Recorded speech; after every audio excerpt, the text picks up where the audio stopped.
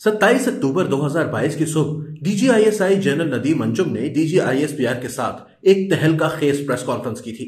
यह पाकिस्तान की तारीख में किसी डीजीआई की पहली प्रेस कॉन्फ्रेंस थी। लेफ्टिनेंट जनरल नदीम अंजुम ने इसमें इंकशाफ किया कि इमरान खान ने मार्च में आर्मी चीफ को मुद्दत मुलाजमत में गैर मुअय्यना मुद्दत की तौसीह की पेशकश की थी। यह पेशकश मेरे सामने हुई थी। जनरल नदीम अंजुम ने इसके बाद इमरान खान की ऐवान सदारत में जनरल बाजवा से मुलाकातों का रेफरेंस भी दिया और कहा, अगर आप ये समझते हैं कि आपका सुपह सालार मीर जाफर और मीर सादिक है तो फिर आप इससे रात की खामोशी में बंद दरवाजों के पीछे मिलते क्यों हैं? पीटीआई ने इस प्रेस कॉन्फ्रेंस के बाद आज तक इन दोनों वाकयात की कोई वजाहत या तरदीद नहीं की। हम पहले गैर मुअय्यना मुद्दत की एक्सटेंशन की तरफ आते हैं। ऑपोजिशन ने जब अदम एतमाद की तहरीक जमा करा दी तो इमरान खान ने बचाव की कोशिशें शुरू कर दी। ये एमक्यूएम को राजी करने के लिए बहादुराबाद भी गए, चौधरी शुजात से मुलाकात के लिए लाहौर भी आए और इन्होंने अपने एमएनएस को मनाने और खरीदने की कोशिश भी की। 7 अक्टूबर 2022 को इससे मुतालिक एक वीडियो भी लीक हुई थी जिसमें इमरान खान 5 एमएनएस की खरीदारी का जिक्र कर रहे थे। 5 तो मैं खरीद रहा हूँ ना, मेरे पास है 5 मैसेज देनी है कि वो जो 5 है ना, वो 5 बड़े इंपॉर्टेंट है। लेकिन जब ये तमाम हरबे नाकाम हो गए तो इमरान खान ने जनरल बाजवा को राजी करना शुरू किया। पीटीआई की तरफ से आर्मी चीफ की सपोर्ट हासिल करने के लिए इन्हें 3 बार एक्सटेंशन की ऑफर की गई। मार्च 2022 के महीने में दोबारा ऑफर की गई। पहली पेशकश असद उमर आर्मी चीफ के पास लेकर आए थे। इनका कहना था, आप नए कानून के मुताबिक 65 साल की उम्र तक आर्मी चीफ रह सकते हैं। हम नोटिफिकेशन जारी कर देते हैं, आप आर्मी चीफ रहें और हमें हुकूमत में रहने दें। जनरल बाजवा ने यह पेशकश टाल दी। इसके चंद दिन बाद परवेज खटक डीजीआईएसआई के दफ्तर गए। डीजी के सामने बैठकर महफूज फोन के जरिए जनरल बाजवा से मुलाकात की और इन्हें गैर मुअय्यना मुद्दत तक ताहयात एक्सटेंशन की ऑफर कर दी। यह ऑफर अदम एतमाद से चंद दिन पहले की गई थी। यहीं पर सवाल पैदा होता है, अमेरिका का साइफर उस वक्त तक इमरान खान के पास पहुंच चुका था और ये जनरल बाजवा के मीर जाफर और मीर सादिक किरदार से अच्छी तरह वाकिफ हो चुके थे। लिहाजा फिर वो शख्स जो आपके बकौल गद्दार भी है और अमेरिका के साथ मिलकर आपकी अवामी हुकूमत का तख्ता भी उलटना चाहता है, आप इसे गैर मुअय्यना मुद्दत यानी ताहयात आर्मी चीफ क्यों बनाना चाहते हैं? मुझे आज भी ये नुक्ता समझ नहीं आया। यहां यह सवाल भी पैदा होता है, यह ऑफर परवेज खटक से क्यों करवाई गई? जनरल साहब दरअसल परवेज खटक का बहुत एहतराम करते हैं।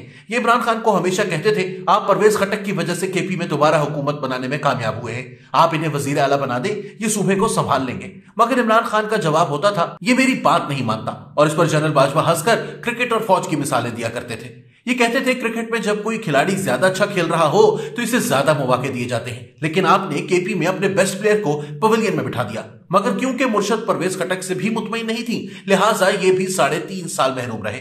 बहरहाल परवेज खटक के जरिए पीटीआई का आखिरी वक्त तक जनरल बाजवा से राब्ता रहा। जनरल बाजवा ने अदम एतमाद से पहले ऑपोजिशन को तहरीक वापस लेने का मशवरा भी परवेज खटक की दरख्वास्त पर दिया था। हम अब ऐवान सदर की मुलाकातों की तरफ आते हैं। हुकूमत तब्दील हो गई और इमरान खान ने जनरल बाजवा को गद्दार, मीर जाफर और मीर सादिक करार दे दिया। लेकिन फिर इमरान खान ने इसी मीर जाफर और मीर सादिक से ऐवान सदर में 2 मुलाकातें की। ये दोनों मुलाकातें इमरान खान की ख्वाहिश और असरार पर हुई थी। सदर आरिफ अलवी इमरान खान का पैगाम लेकर जनरल बाजवा के पास आए थे और इनका असरार था, आप एक बार खान से जरूर मिल लें। जनरल बाजवा ने जवाब दिया, इमरान खान किसी भी वक्त आर्मी चीफ हाउस आ सकते हैं, मगर यह ऑप्शन इमरान खान को सूट नहीं करता था। सदर के जरिए पेशकश की गई, जनरल बाजवा परवेज खटक के घर आ जाए। जवाब दिया गया, आर्मी चीफ के साथ सिक्योरिटी होती है, ये जब परवेज खटक के घर जाएंगे तो पूरी दुनिया को इल्म हो जाएगा। इसके बाद फैसला हुआ, यह मुलाकात ऐवान सदर के रिहायशी जोन में होगी। वेन्यू और तारीख के तयन के दौरान एक ऐसा मरहला भी आया जब सदर आरिफ अलवी को बताया गया, सर आपको जानवरों से मिलने की क्या जरूरत है? और दूसरी तरफ से हंसी की आवाज आई। बहरहाल ऐवान सदर के रिहायशी इलाके में रात के वक्त आर्मी चीफ और इमरान खान के दरमियान 2 मुलाकातें हुई। दोनों मुलाकातों में इमरान खान के साथ शिबली फराज जबकि जनरल बाजवा के साथ मेजर जनरल मोहम्मद इरफान थे। ताहम ये दोनों हजरात मुलाकात के कमरे में दाखिल नहीं हुए। इमरान खान और जनरल बाजवा के दरमियान 1-on-1 मुलाकात हुई और ये दोनों 45-45 मिनट की मुलाकातें थी। इमरान खान दोनों मर्तबा जल्दी में थे। मुलाकातों में क्या हुआ ये मैं सरेदस्त नहीं बता सकता, ताहम 2 नुक्ते जरूर बयान किए जा सकते हैं। इमरान खान से पूछा गया, सर क्या मैं आपको वाकई मीर जाफर और मीर सादिक महसूस होता हूं? इमरान खान का जवाब था, ये मैंने आपको नहीं कहा था, मैं हमेशा मियां नवाज शरीफ और शहबाज शरीफ को मीर जाफर और मीर सादिक कहता हूं। दूसरा नुक्ता इमरान खान ने फरमाइश की, जनरल साहब आप बस इस हुकूमत को गिरा दें, इन्हें फारिग कर दें।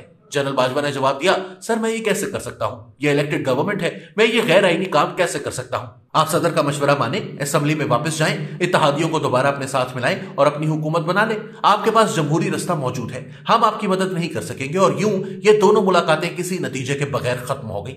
इमरान खान ने इन मुलाकातों के बाद 12 सितंबर को कामरान खान के शो में इंदिया दिया, कमर जावेद बाजवा इलेक्शन तक एक्सटेंशन ले लें, नई हुकूमत आए और ये नए आर्मी चीफ का तयन कर ले। खान साहब मुल्क की बेहतरी के लिए एक्सटेंशन का रास्ता निकालने के लिए भी तैयार थे। कामरान खान के इंटरव्यू के बाद प्रेशर आया तो पीटीआई ने इस बयानिए को गलत और सियाको सबाक से हटकर करार दे दिया। मगर चंद दिन बाद इससे मिलती जुलती ऑफर सदर आरिफ अलवी ने भी जनरल बाजवा को कर दी और यह एक्सटेंशन की तीसरी ऑफर थी। सदर की ख्वाहिश थी जनरल बाजवा एक ट्रुथ एंड रिकंसिलिएशन कमीशन बनाए और अपनी निगरानी में इसकी रिपोर्ट मुकम्मल कराए। जनरल बाजवा का जवाब था, ट्रुथ एंड रिकंसिलिएशन जरूर बनना चाहिए, हम सबको अपनी अपनी गलतियों का एतराफ करना चाहिए, लेकिन यह कमीशन अगर मैंने बनाया है तो समझा जाएगा कि मैं एक्सटेंशन लेना चाहता हूं और मैं मजीद तौसील नहीं लेना चाहता। और यूं एक्सटेंशन की तीसरी कोशिश भी जाया हो गई। जनरल बाजवा ने इसके बाद मलिक मोहम्मद अहमद के जरिए नवाज शरीफ और कोर कमांडर्स की मीटिंग में सीनियर ऑफिसर्स को भी साफ कह दिया, मैं किसी किस्म की एक्सटेंशन नहीं ले रहा। और 5 अक्टूबर 2022 को वॉशिंगटन में भी एक्सटेंशन ना लेने का ऐलान कर दिया। पीडीएम और पीटीआई को जब यकीन आ गया कि एक्सटेंशन नहीं हो रही तो दोनों तरफ से नया मुतालबा सामने आया। हुकूमत जनरल फैज हमीद और पीटीआई जनरल आसिम मुनीर को आर्मी चीफ नहीं देखना चाहती थी। जनरल बाजवा आसिम मुनीर को पसंद करते थे, ये समझते थे इनके साथ 2018 में ज्यादती हुई। इनका ख्याल था अगर जनरल आसिम मुनीर चीफ बन जाते हैं तो इमरान खान की नफरत अगली क़यादत तक चली जाएगी। इनका ख्याल था जनरल आसिम मुनीर को chairman joint chiefs of staff committee बना दिया जाए और जनरल साहिर शमशाद मिर्जा को आर्मी चीफ। मलिक मोहम्मद अहमद ये पैगाम लेकर मियां नवाज शरीफ के पास लंदन गए। नवाज शरीफ ने जवाब दिया, आप नामों की समरी भिजवा दें, ये फैसला वजीर आजम करेंगे। ताहम इस दौरान शाहिद खाकान अब्बासी भी आर्मी चीफ से मिले। जनरल बाजवा ने इन्हें भी सूरत हाल समझाई और इन्हें जनरल साहिर शमशाद मिर्जा का नाम दिया। लेकिन चंद दिन बाद मियां नवाज शरीफ ने अपना एक कारोबारी दोस्त जनरल बाजवा के पास भिजवा दिया। इस दोस्त के दोनों के साथ देरीना ताल्लुकात थे। इसने आर्मी चीफ से 2 सवाल किए। एक, दोनों उम्मीदवारों में से ज्यादा दबाव कौन बर्दाश्त कर सकता है? जनरल बाजवा का जवाब था जनरल आसिम मुनीर। दूसरा सवाल था, अरबों के साथ किसके ताल्लुकात ज्यादा अच्छे हैं? जनरल बाजवा का जवाब था जनरल आसिम मुनीर। और यूं जनरल आसिम मुनीर का फैसला हो गया। मियां नवाज शरीफ ने शहबाज शरीफ को जनरल आसिम मुनीर का नाम दिया और छुट्टियों पर यूरोप चले गए। फाइनल तकर्रुरी से पहले मलिक मोहम्मद अहमद लाहौर से ख्वाजा आसिफ को लेकर इस्लामाबाद आए। इमरान खान के धरने की वजह से रावलपिंडी इस्लामाबाद के रास्ते बंद थे। ये दोनों वजीर आजम के हेलीकॉप्टर के जरिए जीएचक्यू पहुंचे। जनरल बाजवा से आखिरी मशवरा किया और वजीर आजम ने अगली सुबह अपनी तजवीज ऐवान सदर भिजवा दी। वजीर आजम ने इसके बाद सदर आरिफ अलवी को अपना तैयारा दिया। ये लाहौर गए, इमरान खान को मनाया, नए आर्मी चीफ का ऐलान हुआ और वजीर आजम तुर्की के दौरे पर चले गए।